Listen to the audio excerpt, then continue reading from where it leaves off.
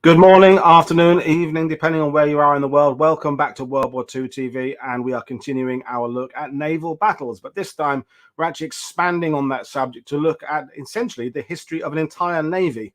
And that navy will be the Royal Indian Navy, although we will learn exactly when they earned the name of Royal and the history before that, and their history up to some extent to the present day.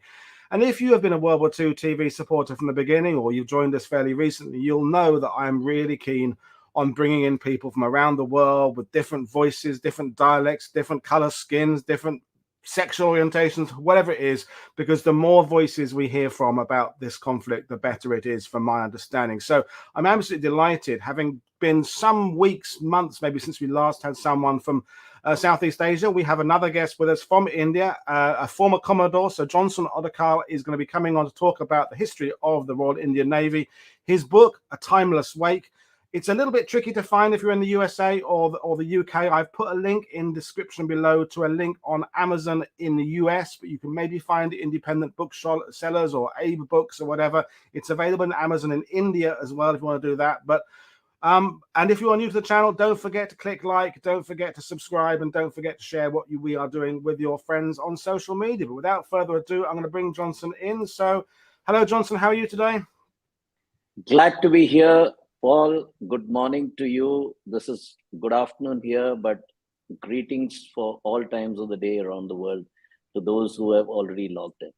Thank you. So, you can't get better to have someone talking about the Royal Indian Navy who is Indian and was in the Navy. I mean, you fulfill the two requirements there perfectly. And when we're talking about the Royal Indian Navy, of course, it's all to do with the Empire and the Britain and all the dominions, things like that. But it is, of course, a very independent thinking organization these days. An organization is an odd word to describe a Navy, and you've been with it over, you retired last year now, is it? That's right, September of last year. So 30 plus years on the seas, you've seen a few changes, you've seen a few in attitudes and perceptions and things like that. So I'm really glad you're here to talk about the Royal Indian Navy. But before we get into the history, just a little bit about yourself. You know, where did you grow up? What drew you to the sea, and what did you do when you were in the Navy? Fascinating. Thanks, Paul. It's good to be with everyone. As I said, greetings around the world.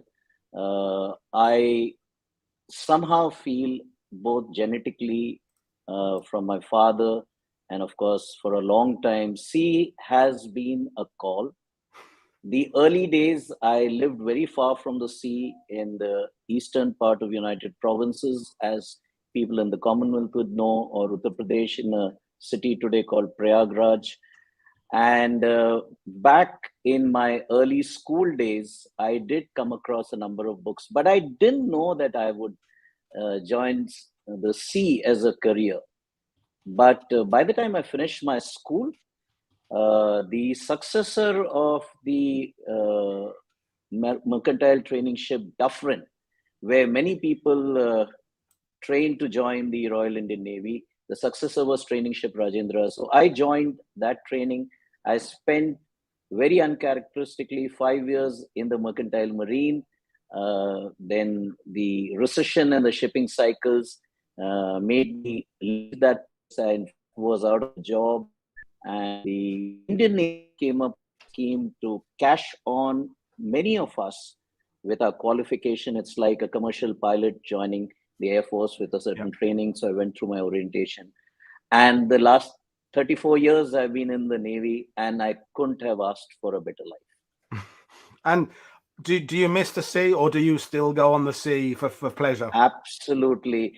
And I've got my friends, Dilip Donde and Abhilash Tomi. Dilip has a boat. These are the two guys who went down the world in a boat called Ade. And any chance to get back to sea is the best place to be. In fact, there's a problem. In the pandemic, they did many tests. If you test seafarers, you'll find high amount of saline in their blood. So salinity increases. Sometimes I feel senility increases or kind of decreases. So yes, I mean, the sea is a part that never goes away. It's a wonderful environment to be, anything to get back to sea. Wonderful. Well, you've come with a PowerPoint, and you will guide us through the history. So, essentially, folks, before we start off, what we're doing today is very much a nice overview to the whole history. The plan is to bring Johnson back in the future, at least once, maybe several times. There's various subjects we can do a deep dive on that we're covering today, but today is very much a walk you through the history, or sail you through the history, perhaps is a better analogy there. And we welcome your questions about the Royal Indian Navy then, now, whatever attitudes, questions will come up. But basically, I'm going to hand over now to Johnson to take us through this incredible story. Thank you, Paul. It's my joy and honor. Allow me to kind of share the story in 4 parts. And the best place to start is always in the back and the beyond. How come I came to find myself as an author of a history book? Thankfully, it was naval history. Otherwise, some of my history teachers would kind of come back and haunt me, so they don't. Then I want to talk about how the Royal Indian Navy came into being and how was that significant, not just in the Indian waters, but in the comity of nations across the entire oceans. Surprisingly, one fact is that this is a story 9 years after the book was released, and even after some have followed me in writing about it, very little is known. And I'm going to share some tidbits. Hopefully, it will be educative. And I'm not going to go deep into a particular story, but kind of bring a teasing interest. But most important, I would like to close, and Paul, we could talk about it and end with what is the meaning today. I'm currently teaching at a university some classes, and this whole idea of presentism. In the present, what does it mean with all these accounts? And India is at a very interesting juncture. It is our 75th year. You know, we are celebrating what we call the Azadi Ka Amrit Mahotsav, which simply means from the independence, a very special moment. This August will be 75 years, and that's really unique. So that's what I call the living legacy. So that's kind of where we are. So feel free to join in, or Paul, I will go by a story, but I'll give enough pauses to share. I don't want it to be a monologue, so I'll just go ahead. And my best place is very treasured is this visual. And this is many things rolled into one. I mean, it's nostalgic. Not just the fact that I was officially an author on 4th of December 2013. And a very dear mentor, Admiral Shekhar Sinha, who was then the Commander-in-Chief of the Western Naval Command of the Navy, and Shankar Narayan was the governor of Maharashtra. And in a very innocuous, those who can see in the lower half, right in the center, very trimly dressed, is my father. I call my Google on wheels. And he's the one who was in the Royal Indian Navy in the later part of the war. So my stories came to him from. Then the man who really makes this possible is the one, the elegant, tall, grandsire, Vice Admiral, now late Vice Admiral Avati, Manohar Prahlad Avati. He was in the late 40s in Britain, and he said many things. But briefly, the book is a tribute to Admiral Jayant Ganpat Nadkarni, former Chief of the Naval Staff.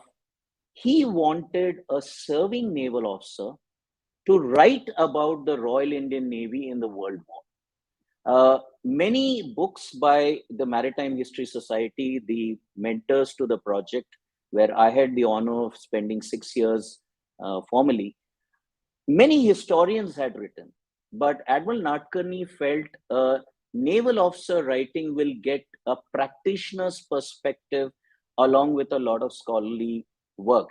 And then, of course, I really thank the Indian Navy that Indian Navy permitted me to do my scholarly pursuits. I could do my thesis.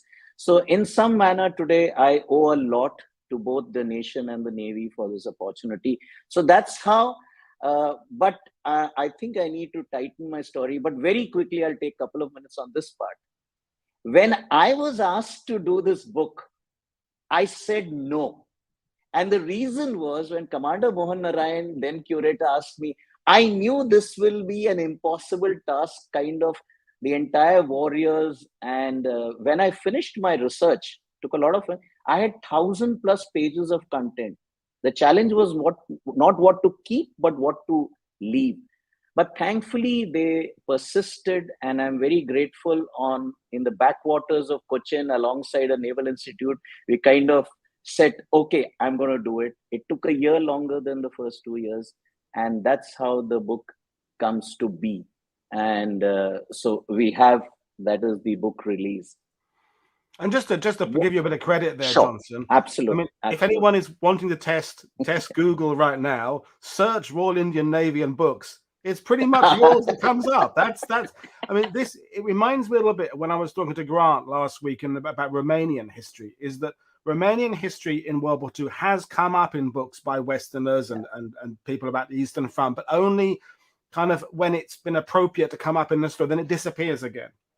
And obviously, you can read books of British authored naval history books, and the Royal Indian Navy will come up here and there. Ships will come up in certain campaigns, but never in a sense of it being a complete story. It's just a little bit pops in, absolutely. Then they disappear from the narrative again. And it's really taken all this time for there to be a single study of this. And of course, it is a smaller contingent than perhaps if you think of the US Navy in the Pacific in 1944. I mean, it's absolutely enormous. We're not claiming that the Royal Indian Navy was vast. What we are saying is, and you'll get to later on, they were in pretty much every corner of the globe, every conflict, did a huge number of variety of tasks, and they should be part of the story. And you have now made it a story. So that's just my comment on the fact that you're paving a way in new history. And it's interesting, we'll get to it at the end, 75 years of independence. I would like to think we're at the beginning of a new era where a new generation of Indian historians and historians in other parts of Southeast Asia will start refocusing on their own history and Gurkhas and what's now Pakistan and what have you. Everyone will look back and start saying, okay, let's tell these stories from the point of view of the country and the participant. And it's an exciting time, I think. Absolutely. In fact, very fascinating, Paul, you mentioned about it's a new season coming up. The Indian Prime Minister used a word called Amritkal, which simply means a time of immortality, or time of an elixir of immortality. And I believe that is true. See, this date, this is the formal transition from the Royal Indian Navy to the Indian Navy. Very simply, a day prior, the Union Jack went down for the last time from the naval ships. Next morning on 26th, the Indian national flag went up on all the on the forepart of every ship. So that would be simple, but it's not. The reason is, and give me a few minutes here, it is not just a statement to say India has a rich maritime past. In fact, we may have a mix of writings from and oral traditions to many other ways of narrative, but many excavations in the last 100+ years have indicated that long before Periplus claimed to have written about the monsoons or the Erythraean Sea, long before others have acknowledged about means of navigation, those who lived in the peninsular and surrounding of coastal regions of India and the Indian Ocean were crisscrossing the Indian Ocean, using the winds, using the seas. And India has a unique peninsular geography. And that we say there's a divine gift to it, it seems. But if I move rapidly forward, when it comes to the medieval period, somewhere around the 11th century, and I don't have to make a politically correct statement, there is this claim, India never invaded anyone, which is true, because kind of we, cook a snoot at everyone who was in colonial and stuff. But that's not where we did launch a major naval expedition in the 11th century by Rajarajendra's Chola, because the activity of piracy of the Singapore Strait and Malacca Strait became so horrifying that trade was affected. And he launches an exhibition, but it was not to conquer, but to bring good order at sea. So there's a millennia plus long story. And finally, just for the sake of brevity, 1892, the Royal Indian Marine is commissioned. It kind of is the last predecessor of the Royal Indian Marine. And I can do best by kind of sharing one story, unless you have a comment, and this is World War One, because this is kind of set it up. Let me do that, and maybe Paul, I'll ask. We know of World War One. How many know that Royal Indian Marine with Indian gun crew were in action?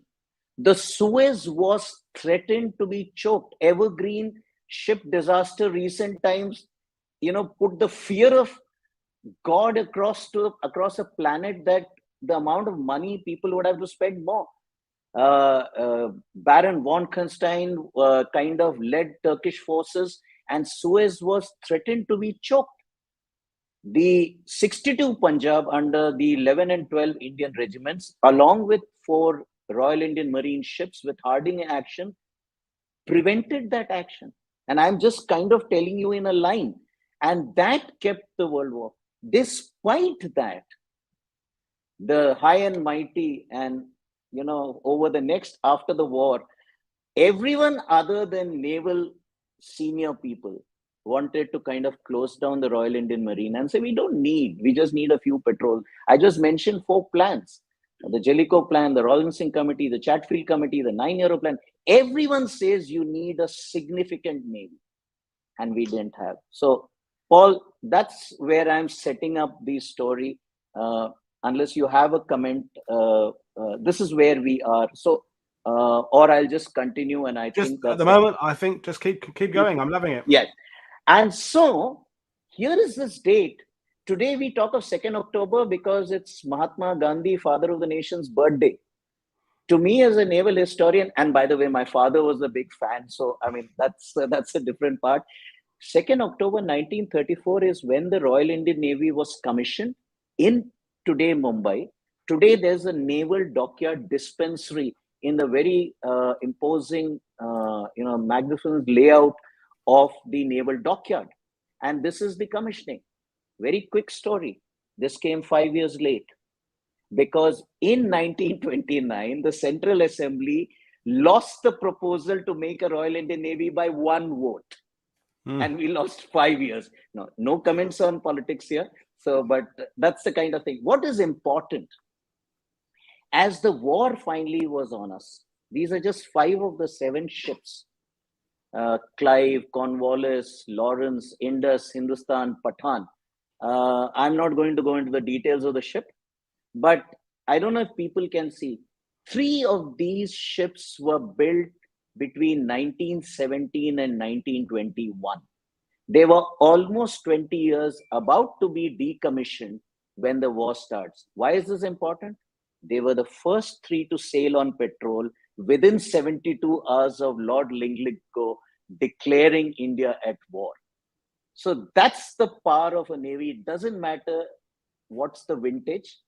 In my research visits to England, into London, I saw Trincomalee built in India, still afloat. As long as you can keep the ship afloat and you can find the crew to man, ships will take you anywhere. So that was where it was. And just a question for you, Johnson, sure, just briefly. Sure. It's a sweeping question that there may be more than one answer to it, but we talk often as a Brit about the prevailing feeling in 1939, 1940, storm clouds gathering. There's Chamberlain, there's Churchill, and we know particularly what's happening in Singapore, and Australians are worried about the Japanese potential thing.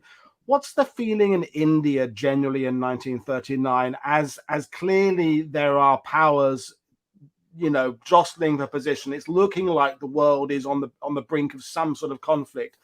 Is there a feeling that it is India's war? It isn't India's war? Is there a general mood, or is it one of very, very different opinions? Very interesting question, and I'm happy you asked. Like we know, right from about 1917 onwards, in fact, the seeds of the independence movement were even in between the Great War, the First World War. But those who mattered, encouraged Indians to take part in the war.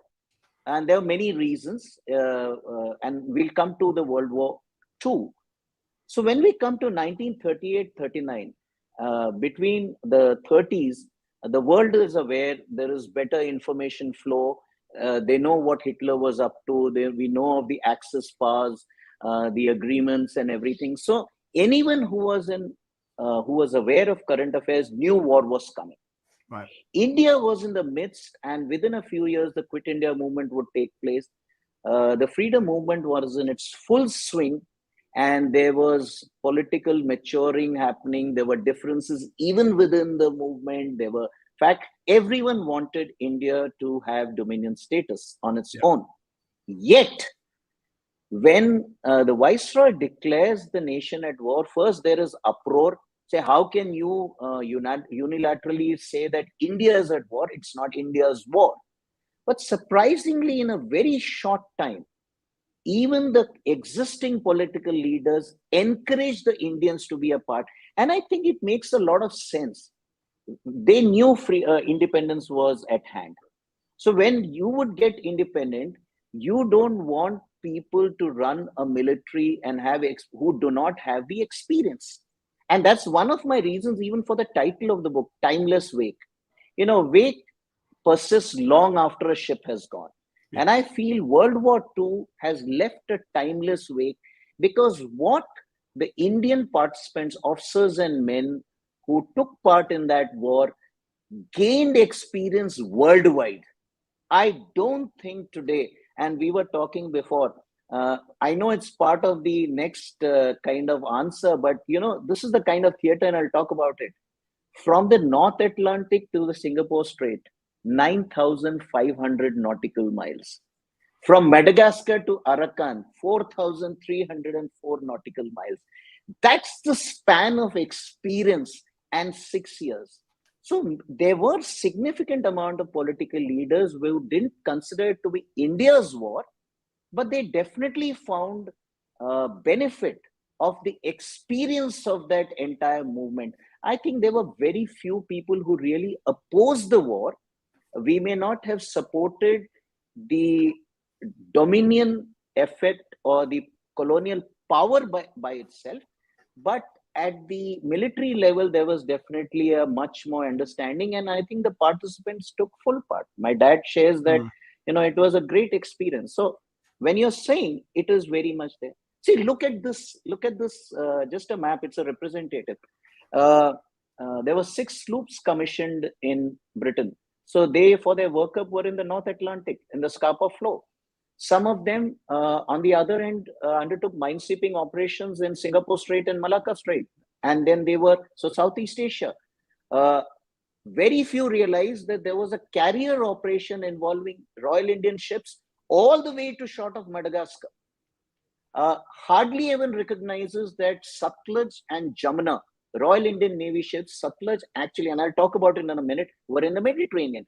Of course, the Gulf and the eastern part.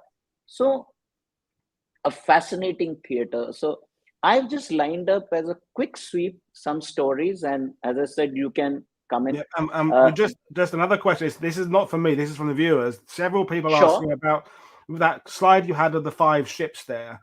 Yes.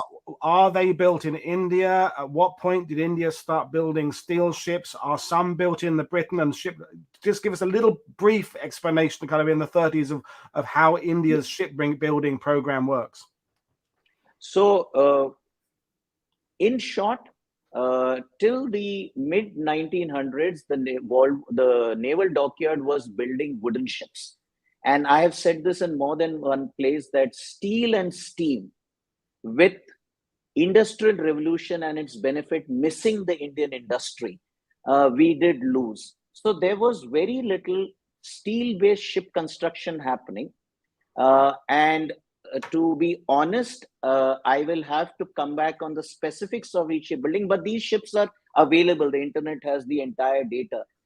More than shipbuilding, what the Bombay dockyard was excellent. We had a great foundry, and they were the best ship repair. In fact, the turnaround rate in the Bombay dockyard was much better than some of the other dockyards in the Commonwealth. And that was one of the reasons. So they were all outfitted.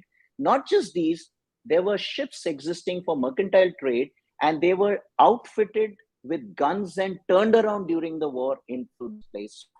The Panama line started, understood had started operation, but not to building of warships during the war period. So it was more of a outfitting and repair and turnaround. Again, but today, I mean, that's another story. I'm not part of this. Today, we build the best of the best. So that's there. Okay, so I'll quickly get back to my story. So I would love to take more questions. So this is one of the two Distinguished Service Cross is then Lieutenant Neelkant Krishnan. Became a vice admiral, and he was a commander in chief of the East Naval Command during the 21 operations. The story is so fascinating. He recounts in his autobiography, Sailor's Story, and it was such an incident that even Sardar Panikkar, who was a famous Indian historian, kind of initially gets the story wrong, because the name of the ship was after the naval chief. And the story went out as if he killed the naval chief. No, he killed a gunboat named after the Iranian naval chief. A commando-like daring exploit. A fascinating story. And I know I'm teasing people, but then that's intentional. So sorry. And another part, and this I'll share. Another gentleman, Admiral Bhaskar Soman, takes part on a small, petrol vessel, the Cornwallis we talked about. Italy had overrun the current areas of Somalia and Ethiopia. So it had overrun Berbera, which is almost close to the Horn. And there was an Indian contingent, it had been taken captive. So the Allied forces deployed Cornwallis. And why am I sharing this? So Bhaskar Soman was set in along with Petty Officer Eckersley, and they were given a boarding party. They decided not to use the motorboat, so they went rowing. Silently, they creep in, and they walk in, and they find the Italian garrison sleeping. So they actually turn up, catch them, round them off, and they obviously are stunned, but they won't release where the Indian contingent was, kept away from, or kept in which garrison they were in. So there is this interesting dialogue between Soman and Eckersley, and Eckersley marches off one of the Italians behind the wall, and after a few minutes they hear a gunshot. Okay, and he comes. Then the guy starts singing, because he's about to take another one. He had not shot anyone. It was just a ruse, and they just shared, and they kind of get that back. So fascinating things happen in war. So that's somewhere of the operation. I mentioned the Mediterranean. In Sicily, the Mediterranean campaign, which was to recapture and the Allied powers get back into the continent, HMIS Sutlej and HMIS Jamna were deployed in the Western and the Eastern Med, and Sutlej was made in charge of the anti-submarine commander. So I have not found anywhere outside the records. And if I just take a moment, you talked about books. The War Department set a team to write the books. Today, I don't want to read it, except that's the only reference, because it's so jumbled up, very 60s kind of dry narrative. Till Commander Hastings from the Royal Indian Navy Association, he writes a larger volume. And nowhere is this mentioned, that there was a Royal Indian Naval ship in charge of the anti-submarine warfare campaign. So, who knew it? This is my cream de la cream. I call it the tiger tail of Bengal bravery. Fascinating story. Small group goes all the way to Fremantle near Perth. I may not be that much of a cricket fan, but for all the cricketers, it's near Perth. And a Bathurst class minesweeper, Bengal is commissioned, comes, and it encounters a David versus Goliath story, and literally limps back to Colombo and to Bombay, gets a public reception. That's the kind of journey. Burma, in the story of the Britain and Commonwealth in the Asian context, Anglo-Burmese wars happen almost every 40 years, 50 years kind of thing. It happens even in the war, but for a different fact. because there was a Japanese jeopardy that had overtaken all of Southeast Asia, marching across, and they were all at Kohima. The Allied forces had been completely uprooted from Burma. It took them to launch a new landing craft wing in 1942 in India. And then from 1943 to 45, 5 navies operated: the Royal Navy, the Royal Indian Navy, the Royal Australian Navy, the South African Navy, and I think, if I'm right, even the Royal New Zealand Navy, but I might have just got the fifth one wrong. And they took them 3 years operating in those chuangs, and we call it asymmetric operations or low intensity conflict, till Rangoon Falls or Yangon today on 2nd May 1945. So that's the broad sweep of the battle. I just have a little bit left. So over to you, Paul, before I kind of get to what I have.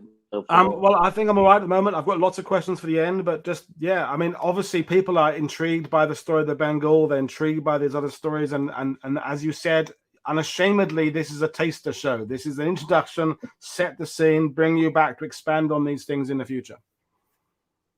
Absolutely. Let me do this, Paul. Let me kind of set what I said is important. Today in 2022, when the world is, maybe we just take the slide off. Let me just begin, and then I'll request you to get the slide back. In 2022, pandemic swept the world. We all thought new normal would last a couple of months. People are saying we'll just get back. And then, it's been 2 years, and there are different kind of reactions worldwide. The world seemed to have come one, courtesy a tiny virus. Sea is a place where the world comes one. And we in India recognize this. As I mentioned in the beginning, this is what we call locally in Hindi, Azadi Ka Amrit Mahotsav, or it is the great eternal story or celebration of our freedom. 75 long years. When I was born, the nation was just 18. Okay, it's been many more years, so you can do the maths and get my age. But as of today, having spent nearly 39 years of seafaring, a lot of it in education, I'm so proud of the fact of the opportunity that I and many others have got into this place, that today, in the 75th year, we have done well. And India is recognized as a global partner, and it's not out of a sense of some arrogant standing, but it's a genuine collaborator. And that we saw during the World War II, when, regardless of other things, Indians fought across with the Allied powers as if it was their war. And we lost a lot. I'm not going to go into statistics. We did lose a lot. And so the significance in this 75th year of independence, with Amrit Kal coming up the next 25 years, is, and I would like to bring up this slide, Paul, if you would, this is what I call, what is the legacy of this whole story? And just give me a few minutes. One is geography. Not just because I had a wonderful geography teacher in school. To us in India, the way we are shaped, we are gifted with geography, courtesy archaeology and geology, Gondwana and the Indian plate coming and striking against the Eurasian, the continent, and we forming a peninsula.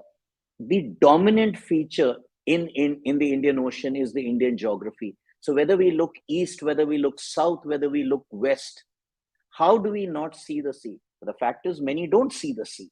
So geography dictates that we look sea-bound. One of the benefits probably Great Britain has had is being an island nation from the time. By the way, I was recently studying something about English common law, and there was a time when there was no channel in between. It was, in a long period, it was one point. But the fact is, Britain was an island nation, and along with Britain, like Indians were crisscrossing the Indian Ocean, people in Western Europe decided to make voyages worldwide. Geography is an important component in this legacy. Seafaring culture. I call it blood, muscle, and brain. The Royal Navy, or the Royal Indian Navy, and its many avatars over 400 years from 1612, they or almost 350 years, ran because the Lashkars, the sepoys in the army, the Lashkars, the coastal communities really sweated and became excellent gun crews. The Musalmans of Punjab, I'm using a 40s word, not today's. Today it will be politically incorrect. And the Lashkars from Ratnagiri, they were the ones who operated the ships, and they gained the sea mindedness, the seafaring brain which we had. So a seafaring culture which otherwise is not easily recognized in our parts. Spectrum of operations. I recently added green. We talk of deep blue operations, very important. Bengal story is miles down, 1,000 miles down south. Brown operation coast to coast, because that's where all the disaster happened. When we had terrorist attacks in this city, that means you have to be good in primary. But I'm using a word called green water operations. Green water is not just green. The fact is there is a sustainability, climate, that component. So spectrum of operations. And most important, for the young officers of the Royal Indian Navy, they were able to ascribe within themselves a vision and purpose. That line across, vision is only by absence. Those don't have vision cherish. That's why I always quote. So they not only could see what was required for an independent young nation, but why and how. So that is the order. They saw what happened. They saw what happened in Arakan. They saw what happened in Mediterranean. They saw what happened in carrier operations. So people even today question the whole idea of a multi-dimensional force, and it's not always for power. The fact is you need good order at sea. When pandemic strikes, you can send vaccines across.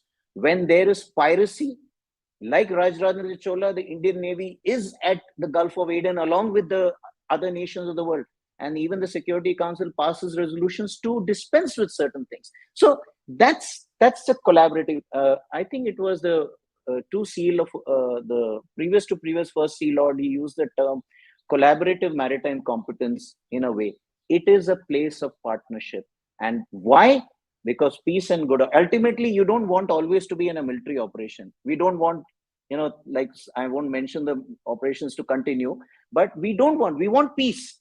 But to ensure peace, you cannot do without these forces. Otherwise, what happened after the First World War I, when the powers mighty decided you don't need, how wrong they were proved. And I wish not just India, across the world, they say, no one wants to have an expenditure on military, but it's a required component. So that's the legacy today. And thankfully, those powers that matter in India recognize it. They wish they had more budgets to kind of provide. But within the budget, I think we have done well. Someone asked about, do you build ships? We have built certain vessels. Now, as a retired person, I can talk. We have built nuclear boats. We have built an aircraft carrier that has done a lot of sea trials. We built all kind of ships, and we have been building them for the last 50 years, 50 plus years.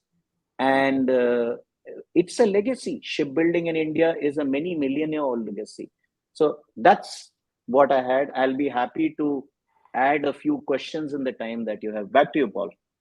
Well, my first, we'll put the slide up there just to finish up, because this is about the learning. And the first thing I want to remark on is the fact that that's why I brought you on the show, because any British historian could have talked about a British perception of the Royal Indian Navy in World War II, but only someone like yourself can give this point of view of someone from India, because it's reminding him a little bit about Canada and Vimy Ridge in the First World War, is that they are taking part in that conflict alongside the Brits, alongside the Australians and New Zealanders, but they've got slightly different ambitions at the end of it. It's like my friend Colin is watching this. We're both working class. We talk about this idea of working class people are fighting the war for perhaps a different reason than the upper classes are fighting. They're fighting for something different, whereas some people are fighting for a continuing of the same. and the conflict can be the same, but the reasons for Mm-hmm. participating can be very different. And this Indian idea of it being part of their present, but also very much part of their future. It'll help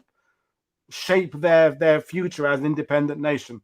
One question that came in, someone asked about Gurkhas serving on the ships, and I think to expand on that, how did a Royal Indian Navy vessel in World War II, what language was spoken? How did they deal with were crews organized by religion? Did they mix them all together? I mean, we understand in the British Navy or Australian, but India, there's lots of different religions, there's lots of different languages. How did the structure work then? And also, does it work the same today, or has it changed? So in a way, the question kind of takes off from the what we call the regimental system of the army. Right. Because they are land-based troops, conventionally, and even till today, you have a Rajput regiment, you have a Sikh regiment. So it's not necessarily religion, but I would use the word community-based. Right. So people from the same community would probably, and community I mean saying a region, would operate better. But that doesn't apply firstly to the officers. At never time in India it applied to the officers. The Navy was always different. Navy, the recruitment system was you joined the ship, and on board the ship, we always say the sea as a religion in a way. I mean, just on an aside, do you know in classical, in the Judeo-Christian construct, the sea is a very evil place because all the demons kind of reside in the sea. So that part is, but that apart. So you had people who, with their skills, so it would happen then many of the gun crews, as I said, would be from what today would be the Western Punjab. Many of the wireless operators would be from the southern parts of the country. Many of the seafarers would be from the Ratnagiri or from the Bengal region. But this was not a rule. Like my father was from Kerala. He was an electrical artificer, and he tells some stories that can't be shared publicly about what they would do on board. And when you talk about language, see, the language of training was what I would call Hindustani. The operating language remained English. Mm-hmm. But many of even the British naval officers who were there, and later the Indian officers who joined, would speak. They would speak like I still remember my dad's being saying, Johnny was a general word for anyone of the troop or a sailor. So Johnny, come here and I'll tell you. So there was this English still remained the language, and somehow we've kind of continued to inherit. But as of today, the usage of Hindi has increased. All our commands are in Hindi. Mainstream technical language remains English. Across the ships in the World War, or even today, there is no scope for division of community and religion. Our first Prime Minister made a mention when he sailed on board the old Mysore. He says, a naval ship is a microcosm of India. It kind of represents the diversity and divergence. People from the northeast to the south, from the west to Kashmir to others, operating in a seamless manner. People actually respecting one another. You might still have someone doing a puja when starting equipment, but it doesn't. And its faith and religion are kept private, and there is a healthy respect. So the Navy remains community and caste-based division free then and even today. Right, super. And then just kind of expanding that idea, someone asked about, we've talked a little bit about the relationship with the British Empire, but obviously out in the different theatres the Royal Indian Navy fought, they're coming alongside. You talked about the Australian Navy, New Zealand Navy, South African Navy, the American Navy. Is there any kind of general comment you can make about how the Indian commanders got on with these other nations? Was there one nation they particularly found a sort of a bond with, and others they found the relationship a bit more strained? We talk about Britain and America's strained relationship. America and Australia had an odd one at various times with MacArthur getting involved. But is there any kind of generalisms that you can state about how India got on with its fellow nations? So the existing content, whether it was in our archives or the archives at the National Maritime Museum in Greenwich, and I've seen a lot of personal diaries. I saw one Lieutenant Coltham's diary. So they kind of indicate unspoken, non-historian versions. I haven't seen them. I mean, a subtle form of us versus them may exist, but then I think that's the default version of humanity. Specifically, the training was, the officer training was completely in England. So they would go to the Royal, to Dartmouth and Portsmouth and other places, and then they would do the training and come back.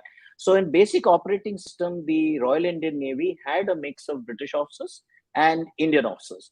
As far as collaborative work was concerned, I mentioned HMIS Bengal, and it was a Bathurst class minesweeper which was built in Australia. So there are no challenges experienced or recorded, and I've gone through the records of Bengal, and there are no problems over there. In Burma, it was coming together of the Allied forces with that common thread of moving the Japanese out. And I have read through that, because it's a very detailed account. Even in older documents, I've had to do it over 3 chapters just to give prominence. And they have been mixed operations. I haven't come across any challenge. I'm not saying they didn't exist, but at least they are not available on record. And again, the other narrative is my own father's narrative. Whether he was on board a LCT, a landing craft tank, and when he went to the Suez after Japan surrendered to get some tanks, in both the places he didn't mention. So maybe it's the time of war that kind of brings a sense of harmony and brotherhood in time. So could be, and had it been a different setting, maybe we would have a different story. Super. And with talking about brotherhood and comradeship and things like that, if we don't mention it, someone's going to mention it in the comments, and someone said it on Twitter. We do just briefly should address the mutiny of 1947. Yeah. Although interesting, when we had our pre-chat, we came in this discussion of language, because mutiny is one word. The word you used was a different one. So uprising. And that, to me, my friend Colin, I'm sure his eyebrows just raised up, and he's watching Pakistan-Australia cricket right now. But anyway, is the points of view, isn't it? It's the reason for the Indian nation participating in World War II is not the same as the reason the British participate, Australians or South Africa or whoever it be, Belgium, Luxembourg. So just briefly, because your father was in the Royal Indian Navy and was present in there, and this will lead into the next question about the legacy. We're going to talk about how India looks back at its World War II past. I think I'm very interested in your opinion on that, but just give us a little rundown on how what the mutiny was and kind of where it sits in historiography these days. But we'll expand on it in a proper show in the future. Yeah, no, when you're asking the question, when I was offered this project, there were 2 projects of Admiral Nadkarni. One was the Royal Indian Navy in World War II, and the second was the mutiny. Right. And I'm using the word then, and I'll come back to the 4 words later. Obviously, I was jumping for the mutiny because my father was a participant. The problem was this book had to be written first, and my friend, a very erudite historian, Commodore Shrikant Kesnur, was given that task. And I went on to do. So I put a chapter in this book called Unwrapping and Uprising. So back to the text, I won't go to the story. So 4 words have been used: mutiny, strike, insurrection, uprising.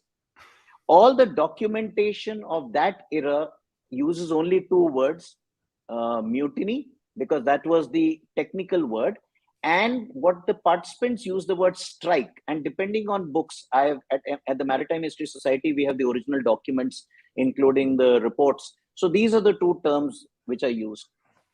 Somewhere in the late around 2010 onwards, or even around 1999, when we started unpacking some of the stories, some of the naval leadership and others looked at it along with scholarly work, and they felt that, see, as a Navy, a mutiny is unthinkable. Let me be very upfront. As a former naval officer, there's no question.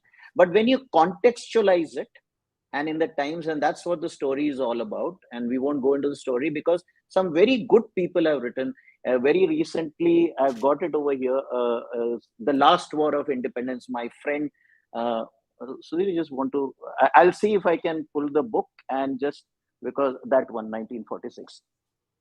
the one next to it, one further next to it. Yeah.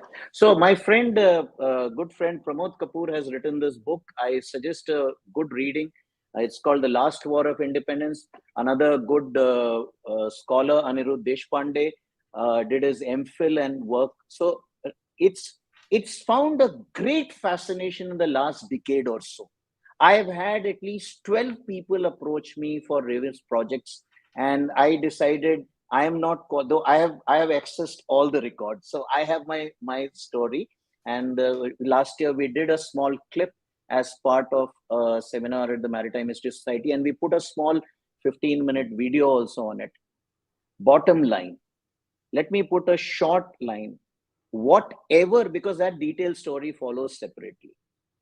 It is unfortunate. Ideally, you should not have a mutiny. But I would also say it was inevitable, because post the end of the war, there was a complete transformation in which the so-called brotherhood did get disturbed. And there were factors that left no choice. And I've made some comments in the book.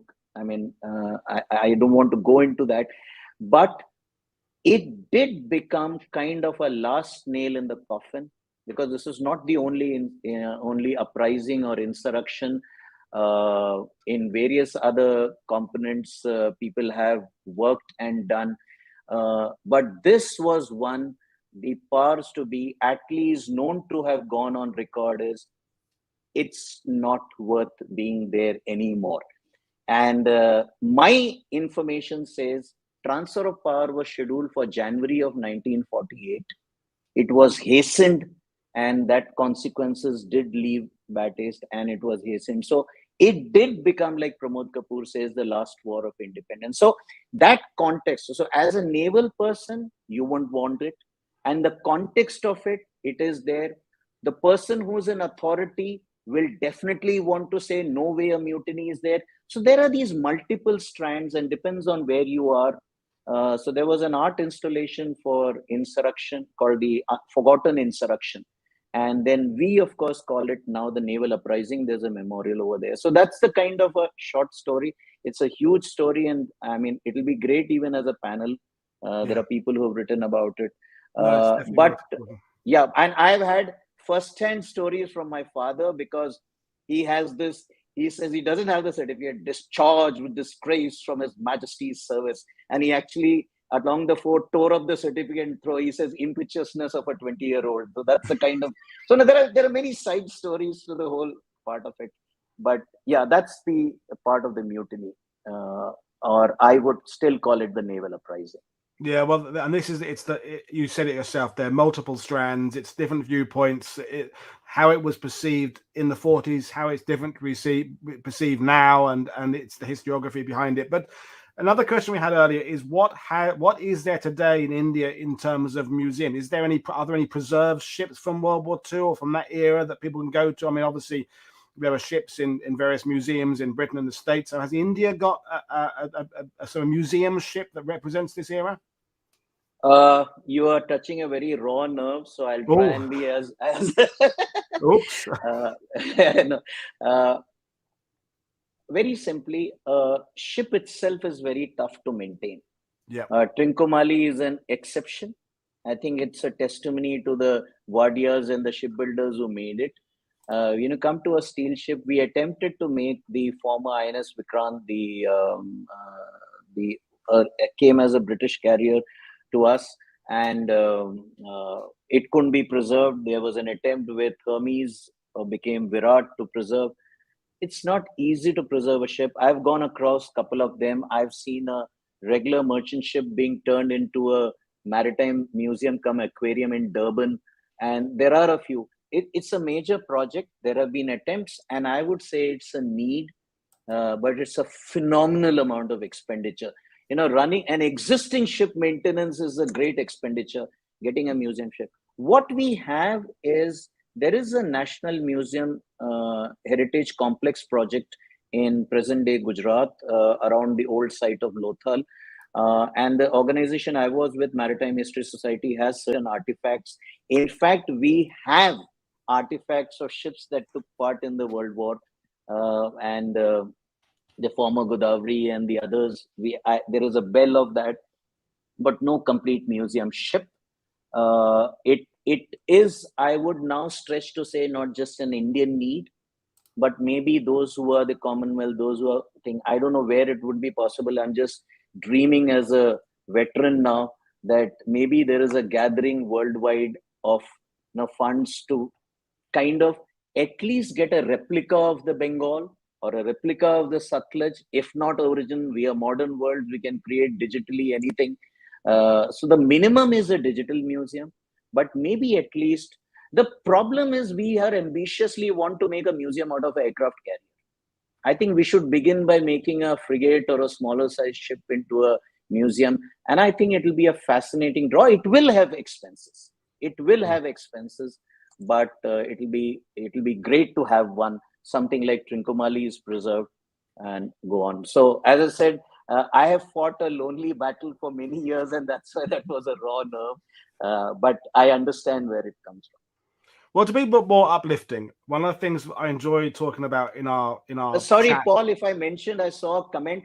Believe me, the Indian Navy has done a lot of work to make museums. You go to Vishakhapatnam, as Commodore Vinod Bhasin, one of my mentors, he talked. If you go to the east, there is a submarine which is preserved as a museum. So Navy has one.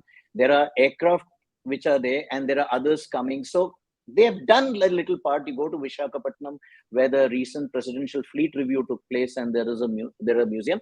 Smaller missile boats, which are of the 70s, we have lifted them and kept them up on chalk. So they are there, a few of them, but not a full museum. So thanks, Basin sir, for that input. So back to you, Paul. No, so I just want to talk about the bit I enjoyed about our pre-show chat was the writing process, because one of the things I like talking about with authors is how they approach their subjects, what the style they employ and things like that. And, because we've all read some very, very dry, old texts where the information's in there, but it's hidden behind difficult to read language. It's lots of data, lots of tables, lots of charts. And I mean, the viewers will be intrigued by the way you decided to tell the story in Timeless Wake there, and and kind of drawing on the Indian tradition. So explain a little bit about how it's told.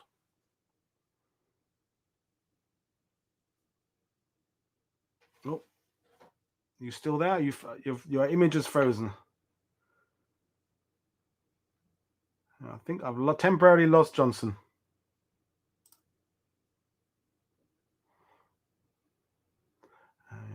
I'll try and bring him back. Yeah, folks, while we're waiting for Johnson to come back, there's some problem with the internet. Don't forget, this is the first of a double bill of shows today. Tonight, 7 p.m. GMT, Nick Hewitt is joining us, last-minute replacement, to talk about the East Coast convoy operations in the UK, bringing down the supplies to the southeast of England. This is because the show about USS Tide has been postponed. And then we've got a new show scheduled for Friday because I'm no longer going to England, because that's a long story. And Giulio, our Italian friend, is coming on to talk about the two battles of Sirte. So that's the Italian versus Commonwealth navies in December 41 and March 42. So I've got two extra shows, or an extra show for him Friday and one more later down. I was hoping Johnson will come back in there to finish his story, because this is really cool. This last bit, he's coming back. Yep, there we go. We lost you there for temporarily, but you're back. So if you heard my question, Johnson, tell us about how you wrote the book. Thanks for asking. And I'll just also address a line that went, some people searched on Amazon and didn't find the book. I know I'll just try and also share, but I think people have seen the book. Maybe, Paul, we can have a conversation with some people, because the book is on sale in Amazon in India, and we'll have to speak to the publishers. I'm not part of the Maritime History Society, but maybe some system can be made for a special version to be Professor Derek Law of University of Strathclyde had indicated I had to send, and maybe we can find a version, an international version can be made available and reprinted. We can do that. That's as far as the availability of the book is concerned. Let's work on that. Yeah. Yes. But coming back, you asked this question, because when I started to write about it, I had to do 2-3 things. I had to get familiar with First World War history. So I had to, and then I had to take the existing writings and completely recraft and reconstruct the whole process.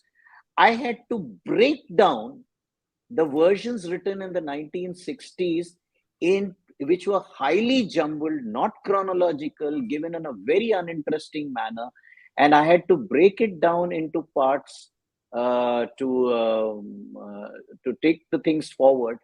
And so what I did, one side I got the narrative going, and on the other side I constructed the story as my father telling the story to my son. So there is Baba, who's my father, and Josh, my son, and they are having this conversation. So the interesting part of the whole narrative is that uh, and so let me just see if I can bring it. So the interesting part is, if I had to put a comment on the story in some manner, if I had to introduce and get into the story, I would bring those connects through Baba and through Josh. And that's allowed me to give the component of it.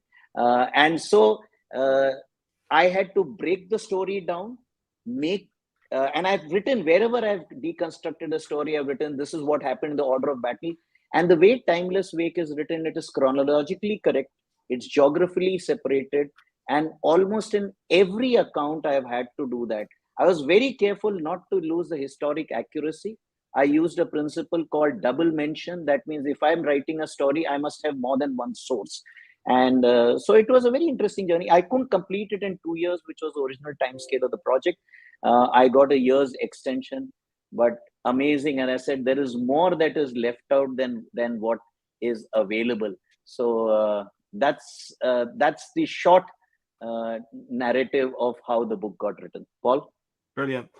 Well, I mean, I think we'll bring this to an end in a minute and then just look forward to having you back. I think people want you to expand on the story of the Bengal. They want you to expand on some of the operations, the mine sweeping, the Arakan campaign. There's lots of things we can do. But what we've done is we've set the scene. We've set the subject up, and I'm really looking forward to having you come back. So, any kind of final words about what you would want people who haven't read about the Royal Indian Navy to know about it? Anything, kind of seeds of thoughts you'd like to say for people going out and doing their own research? Any kind of advice you can give people? So between the academics who would pursue, or those who are interested history buffs, and between other people. So for academics, I mean, as a research guide today, I myself guide certain thesis work. It is very important to get the what and the why of what you're working on. We have to be very clear that what is available in literature, what is the specific portion you are doing. This is classic research methodology 101. And then have a plan. How do you put it? So there is a coherence to the story. It's not discovering a lost Atlantis or something. I mean, you can't have that kind of, there has to be a focus. That is my word to scholars and to academics. To the larger people, to the larger public, I would say, thankfully, after the World War II, I mean, we've had many crises the world, even as it faces currently. That is very much a part. But the fact is, we managed to settle certain things, regardless of what happened in Hiroshima and Nagasaki and certain other places. Broadly, the war did achieve a purpose of settling things down. One of the things that times thereafter have proved, that we will not have an ideal world where there will be no wars or there will be no requirement of a military. But you hope that if it happens, it will also end quickly and it will not go to those 6 or 7 years. And that's why I'm just saying, one of the purposes of having good militaries and good interoperability is, if a crisis strikes, you can rapidly address this. First, there should be deterrence enough not to have the crisis. But if you have it, you can rapidly address, and the losses of life and property are minimized. I mean, even as a former military person, I would say you don't want war if you had the choice. But if it is thrust on you, like the world came together to fight the pandemic. If there is a crisis, it comes together, and navies, specifically Royal Indian Navy or the Indian Navy, navies are one of the best who can operate with each other. Very off the record, many say it's easier for a naval person from India to operate with a naval person from somewhere else than sometimes to get the other arms of the service. This we talk like it. But Navy is camaraderie, the seas talk of commonality. And I think that's the larger message, that the sea is the great commons. Well, I can't think of a better way to end it on those words there. And just one of our regular viewers, Lorelei, is saying how much she appreciates your messages there Thank of you. pursue and because the other string to your bow is that you serve as a motivational coach. You do Yes. life coaching, and Yes. maybe some people think that 34 years in the Navy and motivational coach don't seem to gel very well.